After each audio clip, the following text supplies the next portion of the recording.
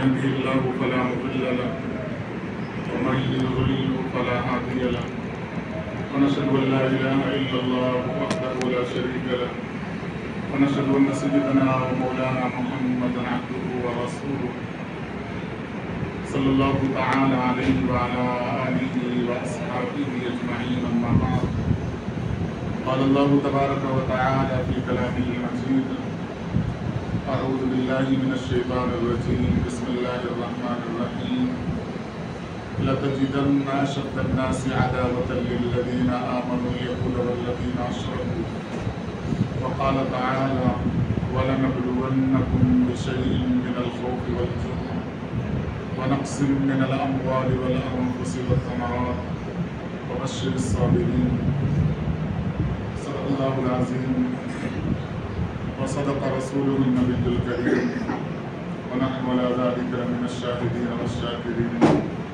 والحمد لله رب العالمين رب اشرح لي صدري ويسر لي أمري واحلل عقدة من لساني يفقهوا قولي آمين برحمتك يا أرحم الراحمين والحمد لله رب العالمين.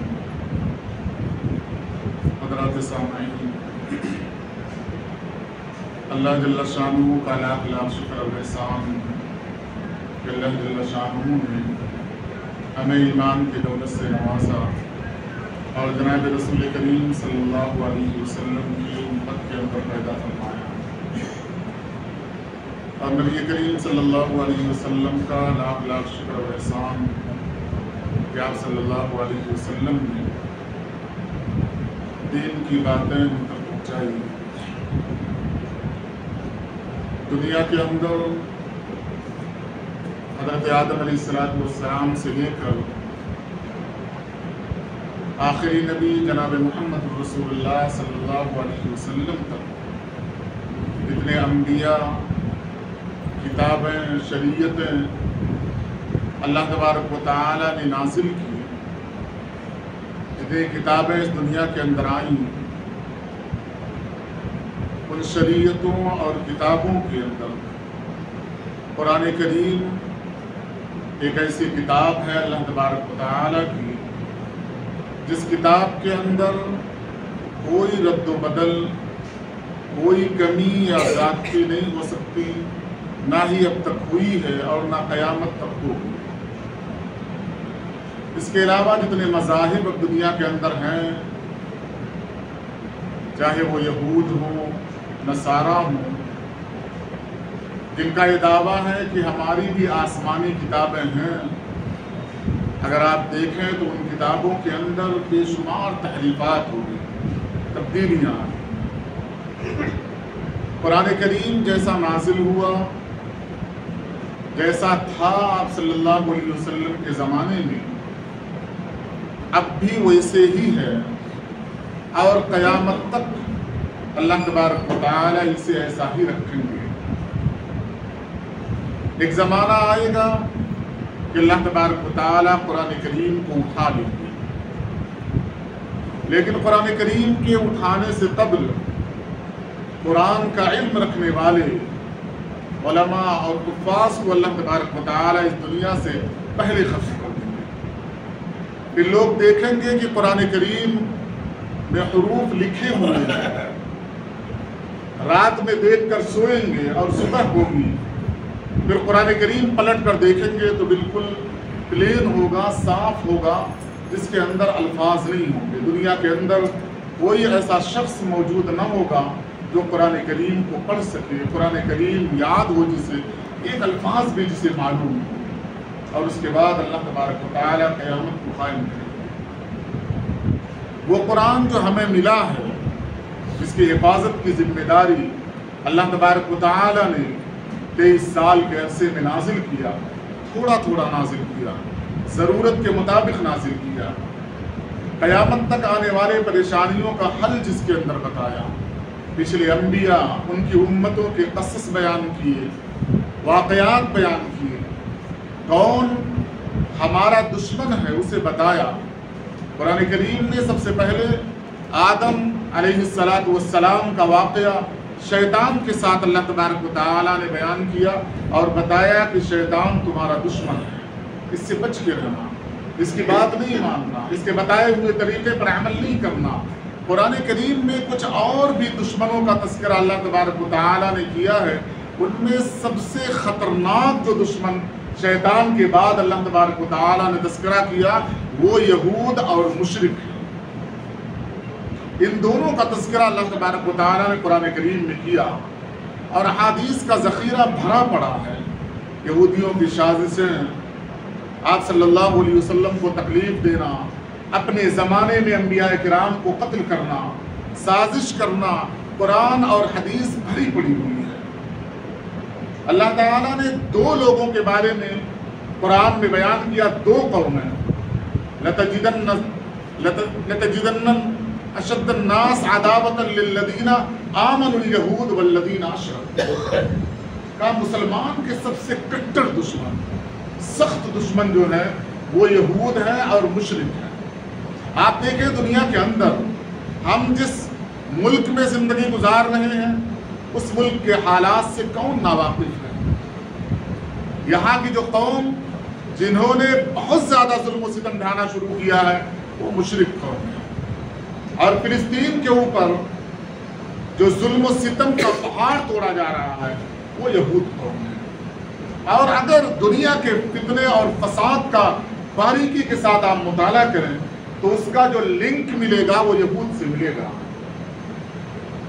اور ان یہودیوں میں ایک قوم ہے، اس قوم کا دماغ ہی بالکل سازشی ہے، جیسے مشرکین میں ایک قوم ہے RSS کی، اس کا بھی بالکل دماغ سازشی ہے، دونوں ایک نسل سے معلوم ہوتے ہیں۔ ہم دنیا کے اندر بھیجے گئے ہیں، اللہ تبارک و تعالیٰ نے ہمیں چنا ہے آخری نبی محمد صلی اللہ علیہ وسلم کی امت ہونے کی حیثیت سے۔ ہماری ذمہ داریاں عام انسانوں کی ذمہ داریوں سے بالکل الگ ہیں۔ ہم سکون کے اندر زندگی گزار رہے ہوں اور وہ سکون ہم تک ہو اور ہم سکون میں رہیں، اپنے آپ کو محفوظ بتائیں۔ اللہ تبارک و تعالیٰ نے ہمیں اس واسطے نہیں بنایا، کہا تم سکون میں ہو، تمہاری وجہ سے پوری دنیا سکون میں ہو، تم وہ اسباب پیدا کرو، وہ حالات پیدا کرو جس کی وجہ سے پریشان حال انسان، مسلمان نہیں انسان بھی تمہاری آسانیوں کے اندر شامل ہو جائے۔ آپ تاریخ کا مطالعہ کریں، قرآن کریم کا مطالعہ کریں، غزوہ بدر ہو چکا ہے، سب سے زیادہ دشمنی کرنے والے آپ صلی اللہ علیہ وسلم سے آپ کے خاندان والے۔ غزوہ بدر میں جب آمنے سامنے مشرک اور مسلمان ہوئے، مشرکین مکہ نے للکارا، ادھر سے انصار مدینہ کے 3 لوگ آگے بڑھے ہیں غزوے میں، جنگ میں۔ ان لوگوں نے سوال کیا تم کون ہو؟ انہوں نے اپنا نام بتایا، کہا ہماری تمہاری کوئی دشمنی نہیں ہے، ہماری دشمنی ہمارے خاندان سے ہے۔ یعنی مکہ کے مشرکین نے ابھارا ہے، للکارا ہے ان لوگوں کو جو ہجرت کر کے مکہ سے مدینہ گئے تھے، اور کہا ہم تم سے لڑنے والے نہیں ہیں۔ اور پھر مقابلے کے اندر کون آئے؟ حضرت علی بن ابی طالب اور دیگر مکہ کے وہ لوگ جو ہجرت کر کے مدینہ گئے تھے۔ جنگ ہوئی، مسلمان فتح یاب ہوئے، پھر جنگ ہوئی، مسلمانوں کو شکست ہوئی، اس کے بعد مکہ کے اندر قحط پڑی، مشرکین پریشان، کھانے کے محتاج، پانی کے محتاج۔ آپ صلی اللہ علیہ وسلم نے صحابہ کرام کو جمع کیا، چندہ کیا، اور 500 درہم یا دینار جمع کیا۔ جمع کرنے کے بعد صحابہ کرام میں سے کسی صحابی کو بھیجا اور کہا جا کر ابو سفیان کو دے دینا کہ یہ مکہ کے اندر تقسیم کر دیں، ہم روئے زمین پر زندہ ہوں، یعنی مسلمان روئے زمین پر زندہ ہو اور ان کی زندگی، ان کے حیات میں، ان کے موجود ہوتے ہوئے دنیا کے اندر کوئی آدمی پریشان حال رہے اور مسلمان سکون کے اندر زندگی گزارے، شریعت اس بات کی اجازت نہیں دیتی۔ کٹر دشمنی ہے، قتل کرنا چاہ رہے ہیں مسلمانوں کو۔ ابو جہل نے کہا تھا کہ بدر کے میدان میں عیش و عشرت کی زندگی گزار کر صفحہ ہستی سے مسلمانوں کو مٹا کر ہم مکہ واپس جائیں گے. اس قوم کے لوگ جب فاقہ کشی کے شکار ہوئے تو آپ صلی اللہ علیہ وسلم نے مسلمانوں کو جمع کیا اور کہا انسانیت کی حیثیت سے، انسان ہونے کے اعتبار سے اگر کوئی قوم بھوکمری کے شکار ہو جا رہی ہے اور ہم پیٹ بھر کے کھانا کھا رہے ہیں، یہ شریعت ہمیں اجازت نہیں دیتی. اگر کہیں بمباری ہو جائے، کوئی پریشان حال ہو اور اس کی پریشانی میں ذرہ برابر بھی ہم شریک نہ ہوں، تو کیا ہم انہی صحابہ کے ماننے والے ہیں؟ نبی کریم صلی اللہ علیہ وسلم کے نام لینے والے ہیں؟ کس منہ سے ہم کل قیامت کے دن اللہ کے نبی صلی اللہ علیہ وسلم کے سامنے حاضر ہوں گے اور بتائیں گے کہ اللہ کے نبی ہم آپ کے عاشق ہیں؟ ایک سوال ہو گیا. اگر کسی نے کھڑے ہو کر فلسطین کا کوئی آدمی، کوئی بچہ، کوئی عورت کھڑے ہو کر یہ کہہ دے گی کہ یہ فلاں ملک کے رہنے والے تھے، غم میں ہمارے شریک نہیں تھے، کیا جنت ہمیں مل جائے گی؟ یوں آسانی کے ساتھ حساب و کتاب کا معاملہ اللہ تبارک و تعالی ہم ہمارے ساتھ کر لیں گے؟ زندگی گزارنا اور شریعت کے مطابق گزارنا، اللہ کے مرضی کے مطابق گزارنا یوں آسان نہ سمجھا جائے. اللہ تبارک و تعالی نے دنیا کے اندر ہمیں بھیجا ہے کہ ہم ان لوگوں کو جو راہ راست پر نہیں ہے انہیں راہ راست پر لائیں. اس میں جو قوم راہ راست پر آنے والی نہیں ہے اس کے بارے میں اللہ تبارک و تعالیٰ نے بتایا ان میں ایک ابلیس ہے، وہ راہ راست پر نہیں آ سکتا، لیکن بتایا دشمن ہے، اس کی وار سے بچ کے رہنا. ایک یہود ایسی قوم ہے جو یہ راہ راست پر آنے والی نہیں ہے. اسی واسطے سورہ فاتحہ کے اندر غیر المغضوب علیہم ولا الضالین اللہ تبارک و تعالیٰ نے نازل کر دیا کہ ایسا راستہ جس پر میرا غضب نازل ہوا ہے ان کے راستے پر چلنے کی دعا نہ کرنا. اور ہم ہر نماز میں دن میں 5 وقت بلکہ ہر رکعت کے اندر اللہ تبارک و تعالیٰ سے دعا کرتے ہیں کہ اللہ ایسا راستہ ہمیں نہیں چاہیے جس پر تیرا غضب نازل ہوا، تیری لعنت نازل ہوا. اور مفسرین کا متفقہ قول ہے کہ مغضوب جو قوم ہے وہ یہود کی دشمنی کا طریقہ الگ ہوا کرتا ہے. ہمارے پاس طاقت نہیں ہے، وسعت نہیں ہے، ملک کے قوانین الگ ہیں، ہم دائرے میں بندھے ہوئے ہیں، لیکن اللہ کے نبی صلی اللہ علیہ وسلم نے طریقہ بتایا ہے تو قوت کا، ایمانی درجے کا، کہ اگر کوئی پریشان حال ہو تو تمام مسلمانوں کی یہ حالت ہونی چاہیے کہ تکلیف میں برابر کے شریک ہوں. تمام مسلمان فرمایا جسد واحد ایک جسم کے مانند ہے. جسم کی مثال دی، ہاتھ کاٹ لیں، انگلی کے اندر زخم کر لیں، رات کی تاریکی ہو، آپ بے قرار ہو نیند سے، سونا چاہیں آپ نہیں سو سکتے، کیونکہ جو جسم ہے اس کا ایک حصہ انگلی ہے. اگر انگلی درد کے اندر، زخم کے اندر شریک ہے تو آنکھ بند نہیں ہو سکتی، دماغ اسے سونے کا سگنل نہیں دے سکتا، پیر بے چین، پورا جسم بے قرار رہے گا کہ انگلی کے اندر شریک ہے. یہی حال پوری دنیا کے مسلمانوں کا ہے. کوئی پریشان حال ہو، آپ کیا کر سکتے ہیں وہ کریں. پوری قوم کے بڑے بڑے لوگوں نے، علماء نے، دانشوروں نے مطالبہ کیا ہے کہ وہ اشیاء، وہ چیزیں جو اسرائیل کی ہیں ان کا بائیکاٹ کر دیا جائے. اور دوسرا نظریہ یہ پیش کیا جاتا ہے کہ بائیکاٹ کے لیے بدل چاہیے. آپ دیکھیں اللہ کی زمین تنگ نہیں ہے، اللہ محتاج نہیں ہے کہ اللہ کسی ایک شے پر، کسی ایک قوم کی بنائی ہوئی اشیاء کا پوری دنیا کو محتاج بنا دے. ایسا نہیں ہو سکتا. یہ جو نظریہ پیش کیا جا رہا ہے یقیناً ایسا ہونا چاہیے کہ جس کو ہم چھوڑ رہے ہیں اس کا بدل ہو، لیکن زندگی گزارنے کے لیے انسانوں کا جن چیزوں پر انحصار ہے، جو چیزیں انسانی بقا کے لیے ضروری ہیں، وہ اسرائیل وہ ساری چیزیں نہیں بناتا. کولڈ ڈرنک اگر ہم چھوڑ دیں گے تو مر نہیں جائیں گے. چاول وہ نہیں بناتا، گوشت تو نہیں بناتا، دال وہ نہیں بناتا، وہ اللہ کی زمین اگاتی ہے. اور اتنی زرخیز زمین ہے جہاں چاہیں آپ اگا دیں. انسانی فطرت جس چیز کا تقاضا کرتی ہے، اللہ تبارک و تعالیٰ نے اس چیز کو ہر خطے زمین پر رکھا ہے۔ اس واسطے جہاں کا انسان ہوتا ہے وہاں کی غذائیں اس کی فطرت سے میچ کر جاتی ہیں۔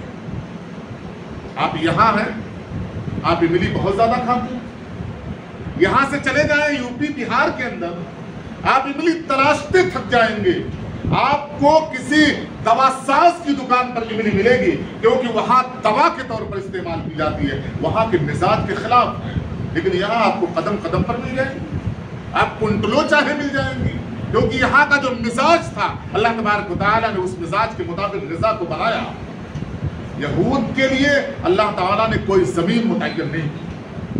آپ تاریخ اٹھا کر دیکھ لیں،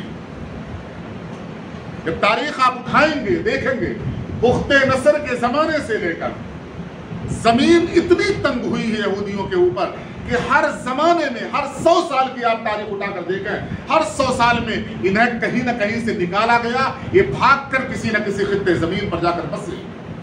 یعنی اللہ نے ان کے لیے کوئی زمین مقدر نہیں رکھی۔ لیکن ایک بات یاد رکھیں، اللہ کے نبی صلی اللہ علیہ وسلم نے 2 پیشین گوئیاں قرب قیامت کی دی تھیں۔ ایک کہا یہود کی حکومت ہو جائے گی، یہ قرب قیامت کی نشانی ہے۔ فرمایا دوسری قرب قیامت کی یہ نشانی ہے کہ یہود کا خاتمہ ہو جائے گا۔ یا اب آپ دیکھیں یہود کی حکومت ہو چکی ہے، اب ان کا خاتمہ باقی ہے۔ بس 2 چیزیں تھیں، اور پوری دنیا ڈر میں جو زندگی گزار رہی ہے کہ اللہ کے نبی صلی اللہ علیہ وسلم کی تعلیمات ہم تک نہیں پہنچی۔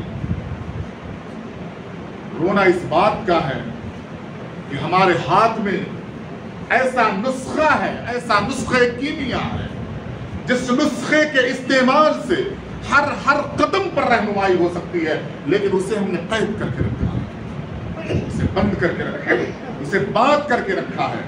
اور جو رہا سہا معاملہ تھا اس کو کچھ نام و نہاد دانشوروں نے ہم سے چھین لیا۔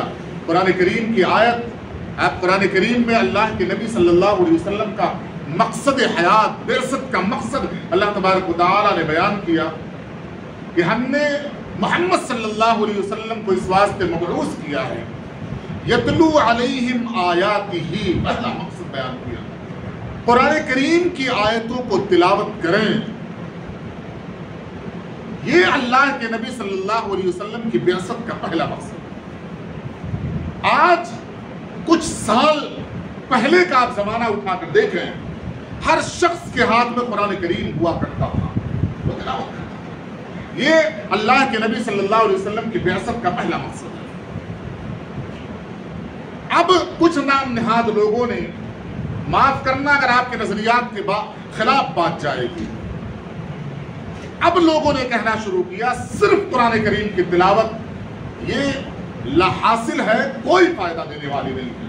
آپ قرآن کریم کے مخالفت میں جائیں گے، آپ کوئی بھی تشریح، کوئی بھی تفسیر اٹھا کر دیکھیں، اللہ کے نبی صلی اللہ علیہ وسلم کی بعثت کا مقصد اللہ تعالیٰ نے بیان کیا، یتلو علیہم آیاتہ ویزکیہم، اس کے بعد تزکیے کا لفظ، ویعلمہم الکتاب، تیسرا مقصد اللہ تعالیٰ نے بیان کیا کتاب کی تعلیم، والحکمہ، اور حکمت۔ ایک جو مقصد پہلا مقصد تھا، کوئی آدمی کسی چیز کو بولے، جب اسے بولنا نہ آئے آپ قید لگا دیں۔ ایک بچے کو پیدا ہوا اسے بولنا آ رہا ہے، اس نے کہا ماں، آپ اسے سوال کریں ماں کے معنی کیا ہے، وہ تو حیران ہو جائے گا، میں پیدا ہوا ہوں ابھی تو میں نے قدم رکھا ہے دنیا کے اندر، ابھی تم نے سوال کر لیا ماں کے معنی کیا ہے۔ وہ پوچھے بھائی، آپ نے سوال کر لیا، نہیں، جب تک بھائی کا مطلب تم نہیں بتا دو گے اس وقت تک بھائی کا لفظ کہنے کی تمہیں ضرورت نہیں ہے، تو وہ تو مر جائے گا بیچارہ، بول ہی نہیں پائے گا، ہر قدم پہ ڈر کر زندگی گزارے گا۔ اللہ کے نبی صلی اللہ علیہ وسلم کی بعثت کا مقصد بیان کیا، پہلے تلاوت کرو، پھر فرمایا تلاوت کیسے کی جائے گی۔ آپ سورۃ قیامہ اٹھا کر دیکھ لیں، اللہ تبارک و تعالیٰ نے بیان کیا کیسے تلاوت کیا جائے گا۔ ابھی سمجھنے کی باری نہیں آئی، فرمایا جب بولنا آ جائے گا، جب پڑھنا آ جائے گا، جب بولنے کا سلیقہ آ جائے گا، اس کے بعد سمجھنے کے لیے تمہارے پاس اتنی آسانیاں ہوں گی کہ تم آسانی کے ساتھ سمجھ لو گے۔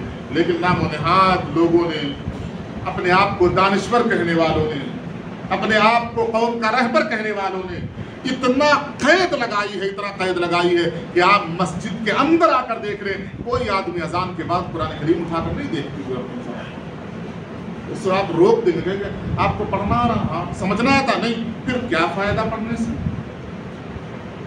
क्या फायदा पढ़ने से? कुरान करीम जिस चीज की गवाही दे रहा है कि इसके अंदर इतनी कशिश है कि मुशरिकीन मक्का को इसने खींच लिया था। क्या मुशरिकीन मक्का हर आयत को समझते थे? आप कुरान करीम की तिलावत करते थे, दीवार के पीछे मुशरिकीन मक्का कान लगाकर खड़े रहा करते थे, कुरान करीम सुन रहे हैं, उसकी कशिश थी। ये तासीर अल्लाह तबारक व तआला ने कुरान करीम के अंदर रखा। ये किताब, ये शरीयत अल्लाह तबारक व तआला ने हमें दी है, लेकिन इतना दूर अगर हम हो जाएंगे कि इसे उठाना गवारा ना हो, इसे पढ़ना गवारा ना हो, इसे समझना गवारा ना हो, इस पर अमल करना गवारा ना हो, तब अल्लाह तबारक व तआला अपने सुन्नत के मुताबिक फिर क्या कहते हैं? कुरान करीम की आयत आप उठाकर देखें, अहसिबन्नास अन युतरकू अन यक़ूलू आमन्ना वहुम ला युफ्तनून वलक़द फ़तन्नल लज़ीना मिन क़ब्लिहिम वलयअलमन्ना अल्लाहु अल्लज़ीना सदक़ू वलयअलमन्ना अल-काज़िबीन। क्या तुमने गुमान कर रख लिया, क्या तुमने सोच लिया कि यूं ही तुम ला इलाहा इल्लल्लाह कह दो, छोड़ दिए जाओगे, तुम्हें आजमाया नहीं जाएगा? अल्लाह ताला फरमा रहे हैं हमने पिछली कौमों को भी आजमाया है, झिझोड़ कर रख दिया है, हमने हिला कर रख दिया है। आजमाइश का मकसद क्या है कि जो तुमने ला इलाहा इल्लल्लाह कहा है उस कौल में तुम सच्चे हो या झूठे हो, ये दुनिया को दिखाना है। आज दुनिया देख रही है मुसलमान अपने कौल में ला इलाहा इल्लल्लाह में कितना सच्चे हैं, कितना झूठे। मैंने इस जुमा से पहले बताया था सहाबी रसूल का वाक़या, भूखे हैं, लुक़मा उठा रहे हैं, लेकिन खाना अपने मेहमान के लिए मुकद्दम किया।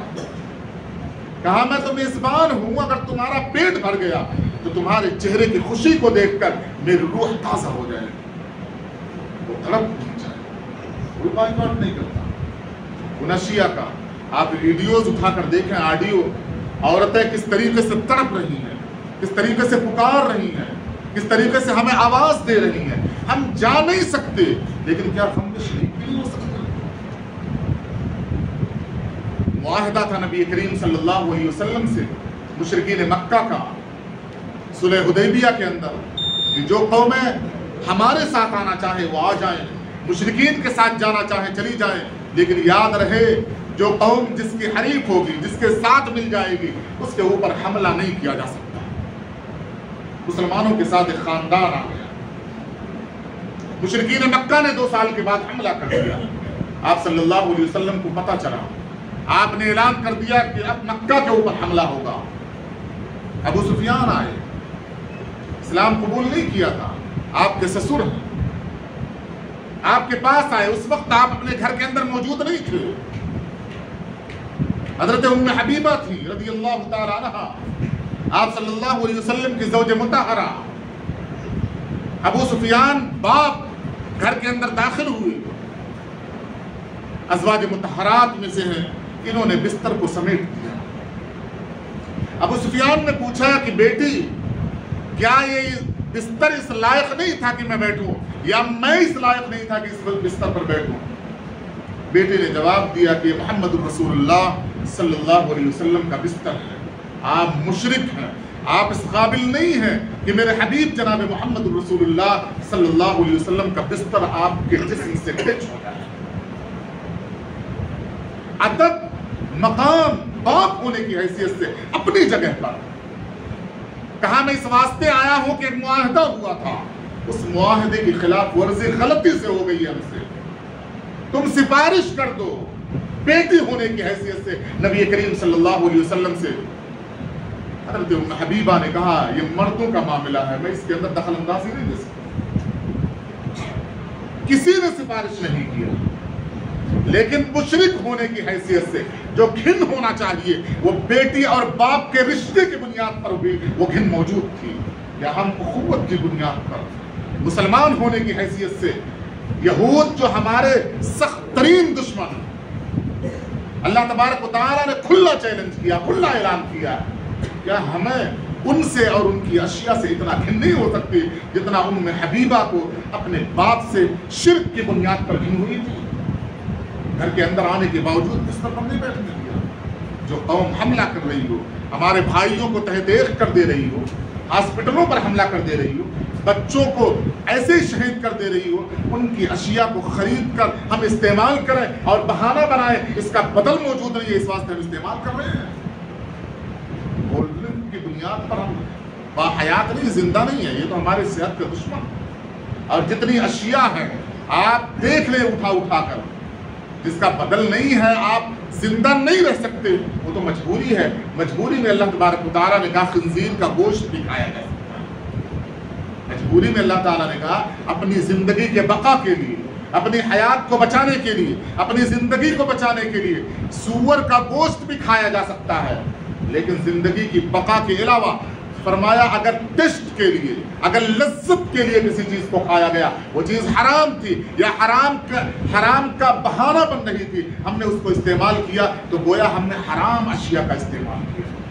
اگر اس کے فوائد سے وہ قوم مسلمانوں کے اوپر حملہ کر رہی ہو اور ہم نے کھا کر ایک بائی بھی فائدہ کرایا ہے یہود قوم کو، خدا کی قسم کل ظالموں میں ہمارا شمار ہوگا، قاتلوں میں ہمارا شمار ہوگا. اللہ تبارک و تعالیٰ کے سامنے کٹگرے میں کھڑے ہوں گے، ہمارے پاس کوئی جواب نہیں ہوگا. اس سے بچنے کا بہتر طریقہ یہ ہے کہ ہم کھلا علل اعلان اپنے بچوں کو بہلا پھسلا کر انہیں بتائیں کہ محمد رسول اللہ صلی اللہ علیہ وسلم کے کٹر ترین دشمن یہی ہیں.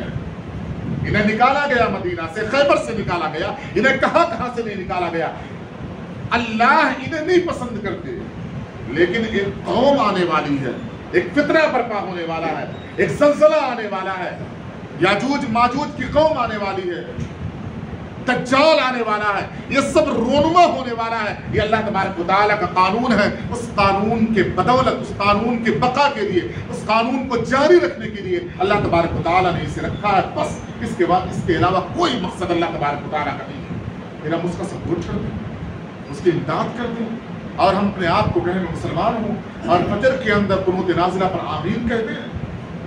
کھایا ہم نے اسی کا، پیا ہم نے اسی کا، رات میں کولڈ ڈرنک پی لی اور جا کر انہی کے ہوٹلوں سے یا انہی کا پزا برگر کھایا، سو گئے کولڈ ڈرنک پی کر. امام صاحب نے اللہم اہدنا فیمن ہدیت کہا، ہم نے آمین کہہ دیا.